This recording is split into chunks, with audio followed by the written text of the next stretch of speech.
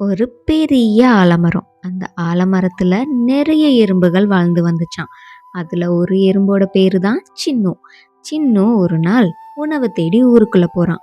அப்போ அங்க ஒரு பெரிய சக்கரை கட்டிய பார்க்கறான். அந்த சக்கரை கட்டிய பார்த்ததும் சின்னுவுக்கு சந்தோஷம் தாங்கல. ரொம்ப ஆர்வமா போய் அந்த சக்கரை கட்டிய தள்ளுறான். ஆனா சின்னுனால அதை நகர்த்தவே முடியல. உடனே சின்னு அவனோட ஃப்ரெண்ட்ஸை ஹெல்ப்புக்கு கூப்பிடுறான். எல்லாரும் ஒன்று சேர்ந்து ரொம்ப சுலபமாகவே அந்த சக்கரை கட்டியை நகர்த்திட்டாங்க. அந்த சக்கரை கட்டியை அவங்க ராஜ்யத்துக்கு எடுத்துட்டு போய் எல்லாரும் சமமாக பிரித்து சாப்பிட்டாங்க.